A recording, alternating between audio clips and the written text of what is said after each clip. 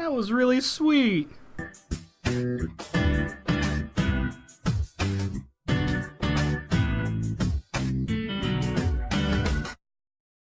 Hello everybody, my name is MeisterBloo, and today I took a look at the second episode of Himouto, Umaru-chan, and it was a really, really good episode.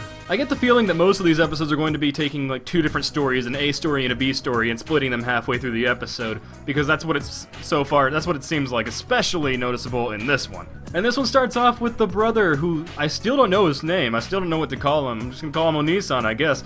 He shows up to the house is entirely clean, which shocks the hell out of him. And then you find out, by the fact that there are two pairs of shoes on the floor, that she has a friend over, and it makes all sense. It makes the whole thing makes sense as why the house is clean. Because just like in Oreimo, she doesn't want her friends to know that she is an extreme otaku, so she keeps it all hidden. Unlike Oreimo, though, the brother here is happy about this thing because the house is clean. The house is never clean.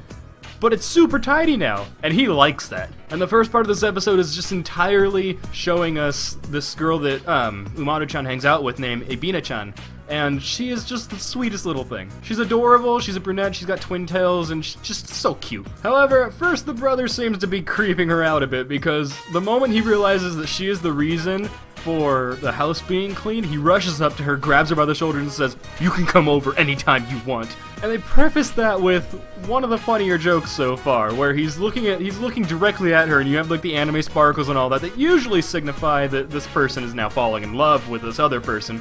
And the girl looks kind of creeped out by it because he's just staring at her. He's got like twinkles and everything all around him. And then you find out it's because of the house being clean, and it's just so funny. This show is great with its humor. The rest of this A story is just him trying to get sleep because he's exhausted, having to work a lot, which now I know that he works. He doesn't go to school, I don't think. He goes and works at a job, which means I'm assuming he's young adult. And they tackle a very real situation, which is the difference of teenagers' sleep schedules and young adult sleep schedules. This is something I've learned really recently, is that there is a huge difference, because in high school, me and my buddies would stay up till like 7 in the morning playing video games and just be fine. Nowadays, I am struggling to stay awake around 1 a.m. So this little moment between them where she's been up all night playing MMOs and he's been trying to catch up on sleep for his only day off, very real, hit very close to home, and very hilarious. The second part of this episode is mainly talking about Ebina-chan, and she just introducing us to her, and she's so sweet. She likes these cute things and whatnot, and isn't scared to show that, which is cool because later on we get a little backstory to her. But before that, the main thing about this B story is that Umaru-chan wants this new video game. The brother's like, "No, just bought you a game like a week ago or whatnot, not gonna buy you another one." And so she plans to spend the day with him to ease his mind, go with him to go grocery shopping. With the obvious hidden intention, I say hidden with quotes, of making a scene, throwing a tantrum out in public, and just being a huge spoiled brat, and getting him to cave in to the peer pressure and buy her the video game. And from that moment, I was just like, oh, this girl is infuriating like this. They make it so that you can't help but like her, but if this was a real person, I would be infuriated. Thankfully, she is not a real person, and this situation doesn't play out like it would in reality. Instead, they bump into Ebina-chan at the store, and she can't throw the tantrum because she doesn't want to let on that she's an otaku in front of her friend. There's a lot of really hilarious inner monologues in this episode between the two, and her giving like subtle hints to him, like saying, "I want the game now." He invites Ebina-chan out to lunch to keep her going with this, to make sure that Ebina-chan does not leave, because if she leaves, then Umaru-chan's going to throw her tantrum. So they take her out to lunch, and he gets an omelet, and Umaru-chan takes the ketchup. It's like, "Oni-chan, I'll put the ketchup on your omelet for you." And she spells out game now spelled N-A-O. Very hilarious. She actually does end up throwing a tantrum, but there's something in the episode that prevents Ebina-chan from seeing it.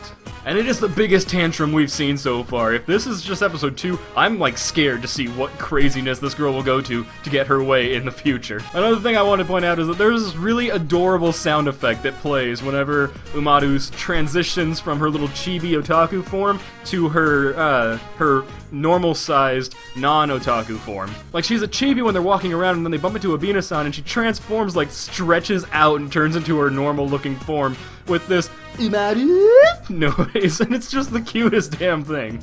And the last part of this episode it's really sweet. I could not help but keep a smile off my face. It's so adorable. It is about how Ebina-chan moved from Akita to Tokyo, and how she went through so much to try and like hide the fact that she has this accent that apparently is kind of discriminated against if this episode's going off realism. If it's not, it's a part of her character. She doesn't want people to know that she is like that because she feels like that she'll be seen as a country bumpkin, they say in the anime, and it's really, really sad to watch because she gets so self-conscious about this that every time people are looking at her, she thinks that, did I slip up my accent? Did it come out?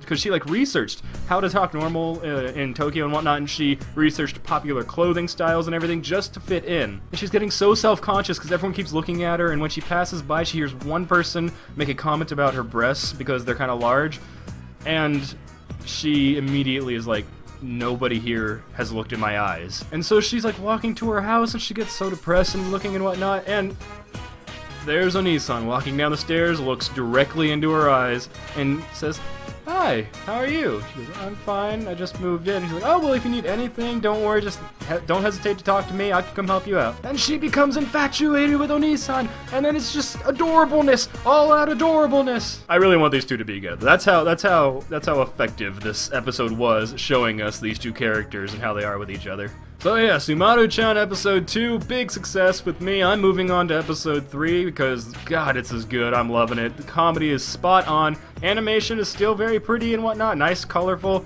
and the characters are getting more and more interesting. So, hope to see you guys in the next episode. Until then,